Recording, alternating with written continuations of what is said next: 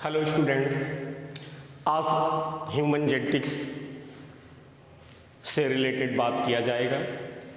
Human genetics से related महत्वपूर्ण topic वंशावली विश्लेषण पेडिग्री एनालिसिस पे आज डिस्कस करना है। एक बहुत ही रोचक ज्ञानवर्धक टॉपिक है जिसमें हम अपने वंशजों के बारे में और अपने बारे में और अपने से होने वाले बच्चों में कुछ आनुवांशिक लक्षणों का, कुछ आनुवांशिक दोष का विश्लेषण करेंगे, एनालिसिस करेंगे और जानेंगे कि ये आनुवांशिक दोष या ये आनुवांशिक लक्षण हमारे वंशजों से लेकर पीढ़ी दर पीढ़ी हम तक और हमसे होने वाले हमारे बच्चों में किस प्रकार वंशागत होगा। तो उस आनुवांशिक लक्षण या उस आनुवांशिक दोष का अगर हम एनालिसिस करते हैं, उस पर विश्लेषण करते हैं, तो उसे हम वंशावली विश्लेषण कहते हैं। तो स्टूडेंट्स, बहुत ही रोचक टॉपिक है जिसमें हम अपने आनुवंशिक लक्षणों का अध्ययन करेंगे। तो डियर स्टूडेंट्स, जब मनुष्य अपने ही आनुवंशिक लक्षण और उनकी आनुवंशिकता का अध्ययन करता है तो उसे ह्यूमन जेनेटिक्स कहते हैं। Okay, human genetics means inheritance of genetic character of human being. मनुष्य के आनुवंशिक लक्षण और उनकी आनुवंशिकता का अध्ययन किया जाए। गैरॉड फादर ऑफ ह्यूमन जेनेटिक्स हैं जिन्होंने मनुष्य की वंशावली विश्लेषण या आनुवंशिक लक्षणों का विश्लेषण करना बताया। अब बात करते हैं, जैसे हमने मेंडेलियन लॉ ऑफ इनहेरिटेंस को पढ़ा है, वहां पे हमने देखा कि जो पी प्लांट का सिलेक्शन किया गया उसका लाइफ स्पॉन बहुत छोटा था, प्रजनन काल छोटा था, बार बार जनरेशन रिपीट होती थी, उनमें क्रॉस कराने के लिए बहुत सारे अल्टरनेटिव फॉर्म्स थे, उनके बीच चॉइस मैटिंग थी, अर्थात हम उनके लक्षणों का तुलनात्मक अध्ययन कर लेते थे। हम उनका होमोजाइगस और हेटेरोजाइगस कंडीशन को पता करने के लिए टेस्ट क्रॉस कर सकते थे, बट हम ह्यूमन बीइंग में टेस्ट क्रॉस नहीं करा सकते।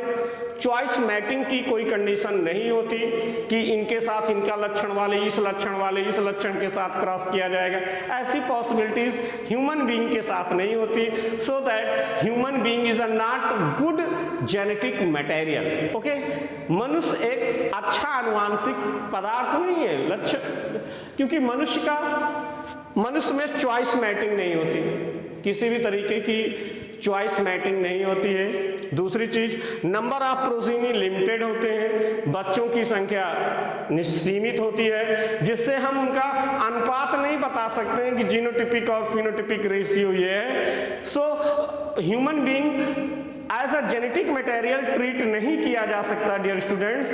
तो हम इसके लिए जब किसी मनुष्य के आनुवंशिक लक्षण को अगर पता करना चाहते हैं, उनके भावी पीढ़ियों में और जो पास्ट में जो उनके एंसेस्टर थे, जो उनके दादा परदादा या उनसे जो पीछे के जो उनके पूर्वज थे, उनमें किसी आनुवंशिक लक्षण का अगर हमें अध्ययन करना है तो बेटा हम सबसे पहले उस आनुवंशिक लक्षण को अध्ययन करने के लिए जो हमारे पास माध्यम है, जो साधन है, जो तरीका है, वो पेडिग्री एनालिसिस है।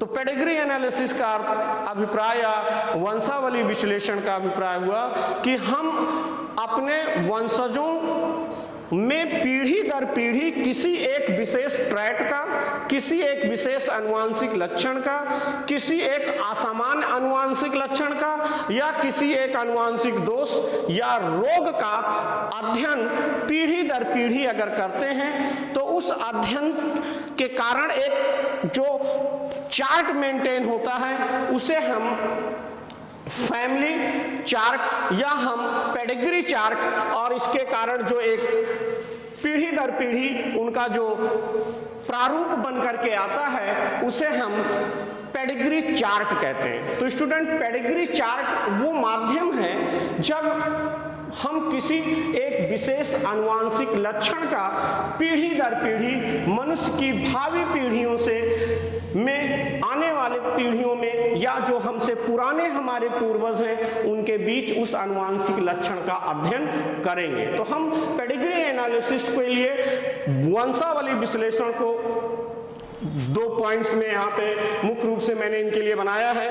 किसी विशेष लक्षण की वंशागत के संबंध में वंश के इतिहास का अध्ययन किया जाता है। तो पेडिग्री एनालिसिस में किसी विशेष लक्षण की वंशागत के संबंध में, कोई विशेष लक्षण हो, चाहे वो वर्णांधता हो, चाहे हीमोफीलिया हो, चाहे मायोटोनिक डिस्ट्रॉफी हो, सिकल सेल एनीमिया हो, एल्कैप्टोन्यूरिया हो, एल्बिनिज्म हो, सिकल सेल एनीमिया हो, कोई भी आनुवांशिक लक्षण हो, उनकी वंशागत के संबंध में वंश के इतिहास का अध्ययन किया जाता है।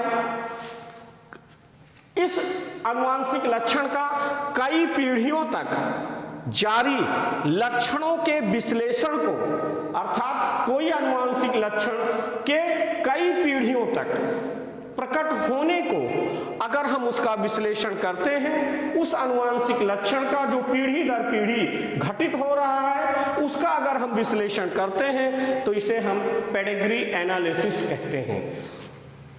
और इस प्रक्रिया में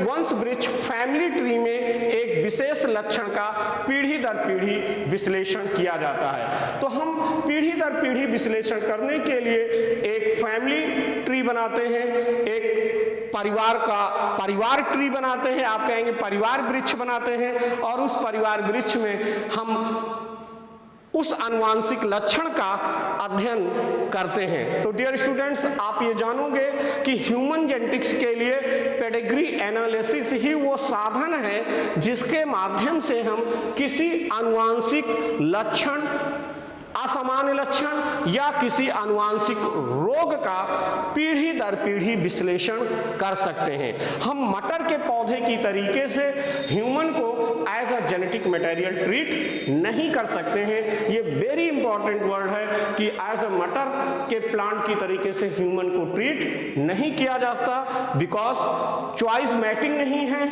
बिकॉज नंबर ऑफ प्रोजीनी बहुत कम होते हैं और टेस्ट क्रॉस की पॉसिबिलिटीज नहीं है जिसके हम ये पता करें होमोजाइगस और हेटेरोजाइगस कंडीशन की। तो पेडिग्री एनालिसिस के लिए स्टूडेंट्स कुछ स्टैंडर्ड सैंपल यूज किए जाते हैं। जब भी किसी परिवार का किसी आनुवांशिक लक्षण का, सपोज आपके परिवार का आपके पिताजी और उनके पिताजी अर्थात हम 3 या 4 पीढ़ी आपके पिता से पीछे की तरफ जाते हैं तो एक जो फैमिली चार्ट बनाएंगे, एक पेडिग्री चार्ट मेंटेन करेंगे। उस पेडिग्री चार्ट को मेंटेन करने के लिए एक सैंपल यूज किया जाता है। जैसे यूजुअली आपको पता है कि बहुत सारे केमिस्ट्री में आपने बहुत सारे एलिमेंट हैं, उनके लिए संकेत यूज किया जाता है। वैसे ही हमारी बायोलॉजी में भी पेडिग्री एनालिसिस करने के लिए कुछ स्टैंडर्ड सैंपल यूज किए जाते हैं जो स्त्री पुरुष रोग, होमोजाइगस, हेटेरोजाइगस,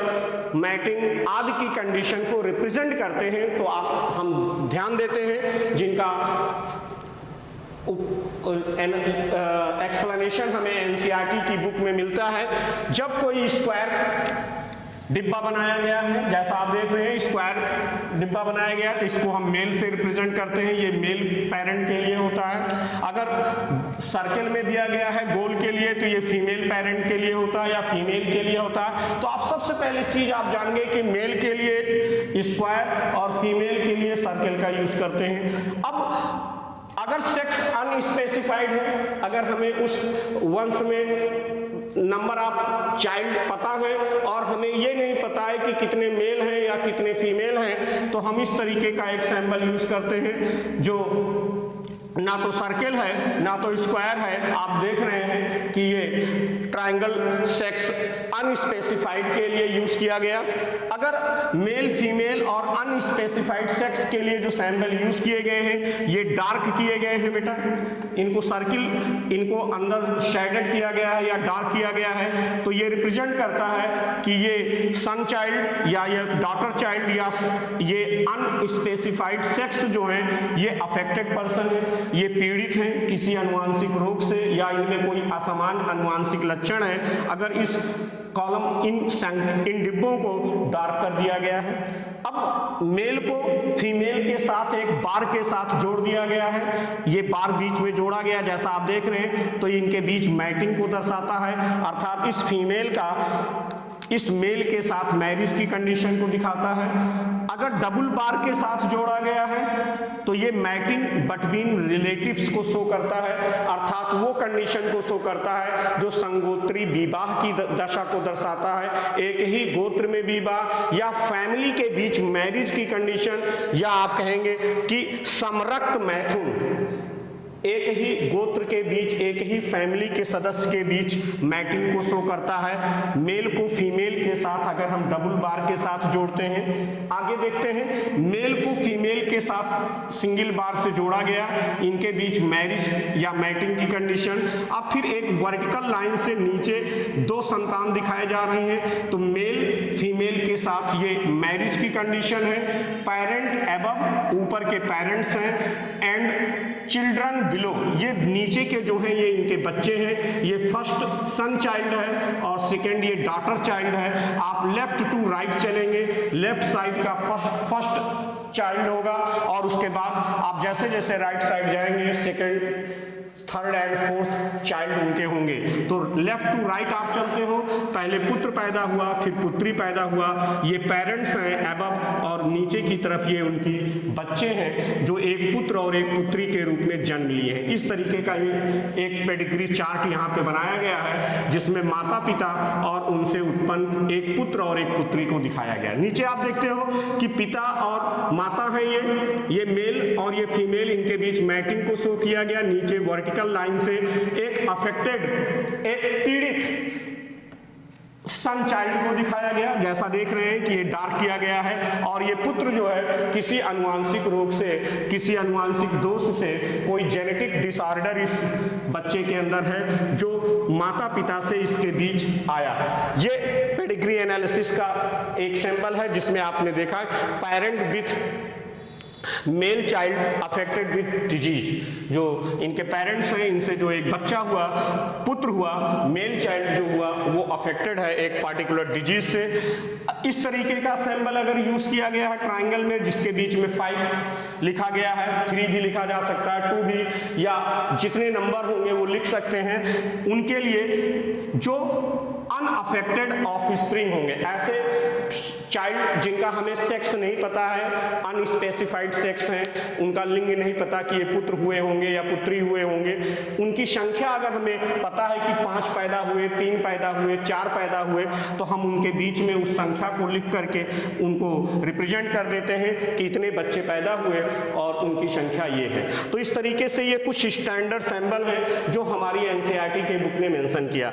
अब आगे कुछ एनसीईआरटी से बाहर के कुछ सैंपल आपको दे रहे हैं जिनका उपयोग मुख्य रूप से, जैसे जो कंपटीशन के एग्जाम है वहां पे पेडिग्री एनालिसिस से प्राय क्वेश्चन 2-4 चार्ट बना देते हैं और उस चार्ट के अकॉर्डिंग आप उसमें आपको डिसीजन देना होता है कि कौन सा होमोजाइगस या हेटेरोजाइगस कंडीशन होगी, या पेरेंट का जीनोटाइप कैसा रहा होगा, या नंबर ऑफ चाइल्ड उसमें दे देते हैं, first child, third child, second generation के चाइल्ड, इनका जीनोटाइप बताइए। तो उसके लिए आपको यहाँ पे मैं बता रहा हूँ, अगर कोई स्क्वायर है या सर्किल है वो हाफ डार्क किया गया है तो वो हेटेरोजाइगस फॉर ऑटोसोमल ट्रैट के लिए रिप्रेजेंट करता है। याद रखोगे, अगर स्क्वायर या सर्किल को हाफ डार्क किया गया है तो वो ऑटोसोमल ट्रैट के लिए हेटेरोजाइगस यानी वो कैरियर की कंडीशन को रिप्रेजेंट करता है। ये कैरियर कंडीशन होती है हाफ सर्किल को या हाफ स्क्वायर को अगर डार्क किया जाता है। अगर किसी स्क्वायर को बीच में एक ब्लैक डॉट देते हैं तो ये सेक्स लिंक्ड रिसेसिव ट्रैट के लिए रिप्रेजेंट करता है। सेक्स लिंक्ड रिसेसिव ट्रैट जिसमें आपको पता है कि ऑलवेज फीमेल कैरियर होगी या अफेक्टेड होगी, male never carrier. Male parents जो होते हैं या मेल चाइल्ड जो होते हैं वो कभी भी कैरियर नहीं होते हैं सेक्स लिंक इनहेरिटेंस के लिए। और ये आप देख रहे हैं कि अगर स्क्वायर बनाया गया और उसके बीच में ब्लैक डॉट दिया गया तो ये सेक्स लिंक्ड रिसेसिव या कैरियर की कंडीशन को रिप्रेजेंट करता है। और अगर स्क्वायर को बीच से क्रॉस कर दिया गया ऐसे तो ये जो चाइल्ड पैदा हुआ ये सर्वाइव नहीं कर पाया, इसकी डेथ हो जाती है। तो ये डेथ चाइल्ड की है कंडीशन को रिप्रेजेंट करता है। तो यहाँ पे मैंने 3 सैंपल यूज किए हैं जो इस पेडिग्री एनालिसिस में जो भी चार्ट मेंटेन किए जाते हैं वहां पे इन सैंपल का प्रॉपरली यूज किया जाता है। इसके अतिरिक्त भी एक यहाँ पे मैंने एक चार्ट बनाया, जैसा आप देख रहे हैं ये अफेक्टेड है, बट नीचे की तरफ एक छोटा सा एरो इसके कॉर्नर पर लगा दिया गया और जब इस छोटे से एरो को इसके चार्ट के इस सैंपल के साथ इस स्क्वायर के साथ जोड़ दिया जाता है तो इस कंडीशन को हम प्रोपोसिटस कहते हैं। तो बेटा सबसे पहले ये जान लोगे कि प्रोपोसिटस क्या होता है, तो आप जानोगे कि प्रोपोसिटस वो कंडीशन होती है कि जिससे हम पेडिग्री एनालिसिस स्टार्ट करते हैं। सपोज आपके दादाजी से पेडिग्री एनालिसिस स्टार्ट करना है कि आपके दादाजी के अंदर कोई असामान्य लक्षण था, उनसे उनके बच्चों में आपके दादाजी के 3 संतानें, उनमें किस कंडीशन में आया, फिर उनसे आप पैदा हुए, आप में कैसी कंडीशन आई। तो जिस व्यक्ति से पेडिग्री एनालिसिस, जिस परिवार में या जिस व्यक्ति से सबसे पहले पेडिग्री एनालिसिस की शुरुआत की जाती है, जिस परिवार की हिस्ट्री हमें पता करना है, किसी पार्टिकुलर जेनेटिक करेक्टर का या कोई डिसऑर्डर है या कोई असामान्य एबनॉर्मलिटीज है, तो उसे हम प्रोपोसिटस कहते हैं। ये फर्स्ट पर्सन होता है पेडिग्री एनालिसिस का।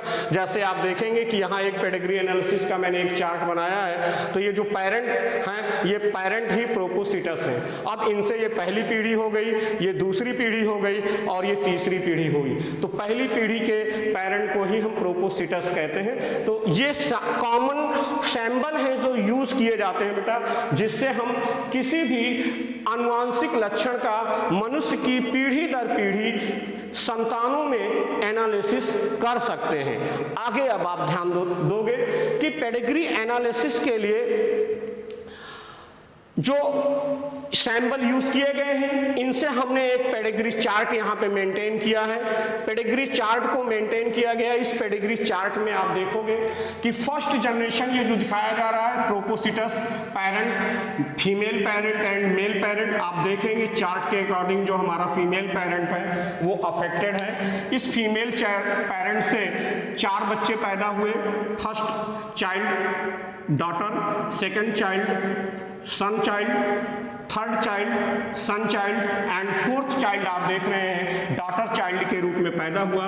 पुत्री, पुत्र, पुत्र एंड पुत्री। तो आपने देखा कि इस माता पिता से 4 बच्चे पैदा हुए, जिनमें एक पुत्री सामान्य है, एक पुत्र सामान्य है और एक पुत्र अफेक्टेड है और एक पुत्री अफेक्टेड है। तो आपने देखा कि ये मायोटोनिक डिस्ट्रॉफी की हमने यहाँ पे पेडिग्री एनालिसिस किया है, जहां पे आप देख रहे हैं कि ये पेरेंट, अफेक्टेड पेरेंट से इनके 2 बच्चे पीड़ित हुए और 2 बच्चे, एक पुत्र और एक पुत्री सामान्य और एक पुत्र और एक पुत्री अफेक्टेड हुई। अब आप देखेंगे कि सामान्य पुत्र का विवाह एक सामान्य ओमेन के साथ हुआ और जब इस सामान्य बच्चे का विवाह सामान्य ओमेन के साथ हुआ तो इनसे 3 बच्चे पैदा हुए।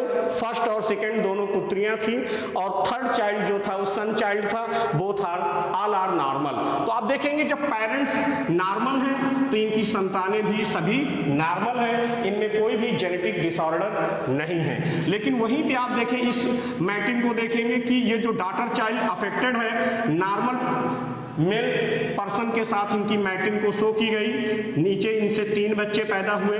फर्स्ट पुत्र पैदा हुआ जो सामान्य है, लेकिन सेकंड डॉटर चाइल्ड पैदा हुई जो अफेक्टेड है और आप देखेंगे थर्ड जो है वो सन चाइल्ड पैदा हुआ जो सामान्य है। तो आपने देखा इनकी तीनों पीढ़ियों में माता से रोग उनके बच्चों में पीढ़ी दर पीढ़ी स्थानांतरित हो रहा है। इस प्रकार अगर हम किसी आनुवांशिक रोग का, आनुवांशिक दोष का, जेनेटिक डिसऑर्डर का पेडिग्री चार्ट बना करके उनका पीढ़ी दर पीढ़ी अध्ययन करते हैं तो इसी को हम पेडिग्री एनालिसिस या वंशावली विश्लेषण कहते हैं। अब पेडिग्री एनालिसिस के थ्रू ही सपोज आपका ब्लड ग्रुप पता है आपको, और आप सोचो कि ये ब्लड ग्रुप मुझे कैसे मिला, तो आप अपने माता पिता के ब्लड ग्रुप से ये डिसाइड कर सकते हो कि हमारे भाई बहनों में कौन कौन सा ब्लड ग्रुप संभव होगा। तो आप किसी भी अनुवांशिक लक्षण का आप पीढ़ी दर पीढ़ी एक पेडिग्री चार्ट मेंटेन करके आप उसको एनालिसिस कर सकते हो। तो आई होप आपको पेडिग्री एनालिसिस के जो भी सैंपल हैं और जो ये चार्ट के थ्रू एक जेनेटिक करेक्टर को, मायोटोनिक डिस्ट्रॉफी को उनकी 3 पीढ़ियों में उनकी संतानों में प्रदर्शन को मैंने दिखाया कि कितने चाइल्ड इनसे अफेक्टेड हैं और कितने लोग नॉर्मल हैं। बट सबसे जो मेजर पॉइंट यहाँ पे ध्यान रखना है, जिसे मैं अपने आपको दूसरे वीडियो में पेडिग्री एनालिसिस पार्ट 2 में लेकर के आऊँगा, आपको आइडेंटिफाई करना है कि ये जो मेंडेलियन डिसऑर्डर है वो म्यूटेशन के कारण काज होते हैं। क्रोमोसोम पर उपस्थित जीन एक विशिष्ट लक्षण का निर्धारण करते हैं, लेकिन जब वो जीन किन्हीं कारणों से म्यूटेंट हो जाते हैं, अपना स्थान परिवर्तित कर देते हैं, तो इस तरीके की डिसऑर्डर कंडीशन पैदा होती है, इस तरीके की विसंगतियां पैदा होती हैं और कोई ना कोई जेनेटिक दोष उत्पन्न होता है बच्चों के अंदर। ड्यू टू म्यूटेशन कोई ना कोई जेनेटिक दोष उत्पन्न होता है।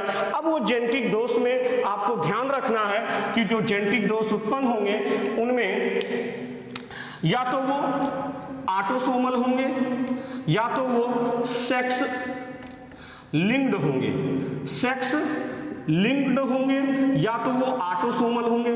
अब सेक्स लिंक्ड या ऑटोसोमल जो होंगे जेनेटिक डिसऑर्डर, ऑटोसोमल है कि सेक्स लिंक्ड है, इसकी पहचान करना, इसके क्या ट्रिक हैं, कैसे हम आइडेंटिफाई कर सकते हैं कि ये पेडिग्री चार्ट जो मेंटेन किया गया है ये ऑटोसोमल है कि सेक्स लिंक्ड है। दूसरी चीज, ऑटोसोमल में भी 2 चीजें हैं, ऑटोसोमल डोमिनेंट है कि रिसेसिव है। उसी तरीके से सेक्स लिंक्ड इनहेरिटेंस के जो जेनेटिक डिसऑर्डर है बेटा, वो भी ऑटोसोमल और डोमिनेंट। सेक्स लिंक्ड इनहेरिटेंस के जो दोष होते हैं वो भी डोमिनेंट और रिसेसिव होते हैं। तो 4 तरीके की जो डिसऑर्डर है यहाँ पे वो autosomal dominant, autosomal recessive, sex linked dominant and sex linked recessive की कंडीशन बनती है। तो हम ये चारों तरीके के जो पेडिग्री चार्ट मेंटेन करेंगे कि हम किसी भी पेडिग्री चार्ट में कैसे ये पहचानेंगे कि ये ऑटोसोमल डोमिनेंट है कि ऑटोसोमल रिसेसिव है या सेक्स लिंक्ड डोमिनेंट है या सेक्स लिंक्ड रिसेसिव है। इसका ट्रिक क्या है, इसका तरीका क्या है, उसे मैं आपको अपने अगले वीडियो में लेकर आऊंगा।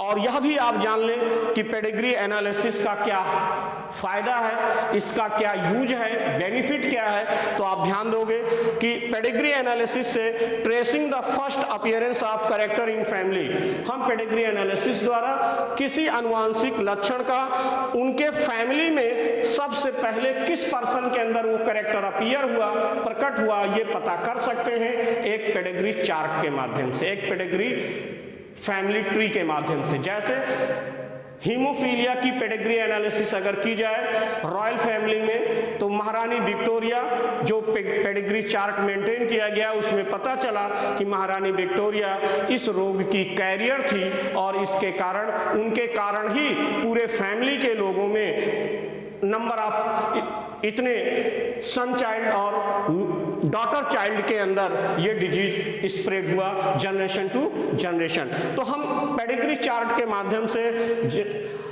हम वंशावली विश्लेषण के माध्यम से हम फर्स्ट अपीयरेंस देख सकते हैं कि फैमिली के किस मेंबर में इसकी सबसे पहली उपस्थिति है। दूसरा, nature of character, nature of character, जो जेनेटिक कैरेक्टर है उसका नेचर कैसा है, जिसे मैंने आपको ऑलरेडी मेंशन किया कि वो ऑटोसोमल डोमिनेंट है या रिसेसिव है या सेक्स लिंक्ड डोमिनेंट है या रिसेसिव है। हम उस नेचर ऑफ कैरेक्टर को, उस जेनेटिक ट्रैक को आइडेंटिफाई कर सकते हैं कि वो किस तरीके का ट्रैक है। Next, genetic counselling regarding the occurrence of disease, हम जेनेटिक काउंसलिंग कर सकते हैं कि रिसेसिव कंडीशन में है कि डोमिनेंट कंडीशन में है, और फर्दर इनसे इनके बच्चों में ये पॉसिबिलिटीज होगी, इतने परसेंटेज सन चाइल्ड और इतने परसेंट डॉटर चाइल्ड अफेक्टेड होने के चांस होंगे। या जैसे माता पिता का रुधिर पता है तो ये आइडेंटिफाई किया जा सकता है पेडिग्री चार्ट बना करके कि माता पिता का रुधिर वर्ग ज्ञात है तो उनसे पैदा होने वाले बच्चों में कौन कौन से रुधिर वर्ग संभव हैं, ये चीज हम जेनेटिक काउंसलिंग से पता कर सकते हैं। या हीमोफिलिक वोमेन है और नॉर्मल मैन है तो उनके बच्चों में हीमोफीलिया होने के कितने परसेंटेज चांस हैं, ये हम जेनेटिक काउंसलिंग कर सकते हैं और हम इससे सेफ भी हो सकते हैं, बच भी सकते हैं अगर जेनेटिक काउंसलिंग के थ्रू हम होमोजाइगस और हेटेरोजाइगस कंडीशन को आइडेंटिफाई कर लें और मैटिंग को मेंटेन करें तो हम इस रोग से बच भी सकते हैं। दूसरी, पेडिग्री एनालिसिस द्वारा किसी विशेष लक्षण या असामान्य रोग का पता लगाया जा सकता है। तो वेरी इंपॉर्टेंट टॉपिक था ये हमारे लिए कि हम पेडिग्री एनालिसिस द्वारा किसी अनुवांशिक रोग या असामान्य लक्षण का पता लगा सकते हैं। तो डियर स्टूडेंट्स, पेडिग्री एनालिसिस एक बहुत ही महत्वपूर्ण टॉपिक है जो हम अपने किसी अनुवांशिक लक्षण का, अनुवांशिक रोग का, अपने फर्दर जो हमसे एंसेस्टर, जो हमारे पूर्वज थे, उनसे एक पेडिग्री चार्ट बना करके हम होमोजाइगस, हेटेरोजाइगस या जितने अफेक्टेड पर्सन हैं और नॉर्मल पर्सन हैं उनको जो है आइडेंटिफाई कर सकते हैं। तो मिलते हैं अगले वीडियो में एक ट्रिक के साथ कि होमोजाइगस और हेटेरोजाइगस कंडीशन को हम कैसे आइडेंटिफाई कर सकते हैं और हम ये कैसे जान पाएंगे कि सेक्स लिंक्ड इनहेरिटेंस है कि ऑटोसोमल डिसऑर्डर है, डोमिनेंट है या रिसेसिव है। ओके, आई होप ये टॉपिक आपको समझ में आया होगा और आपके लिए काफ़ी हेल्पफुल है। Okay, thanks to all.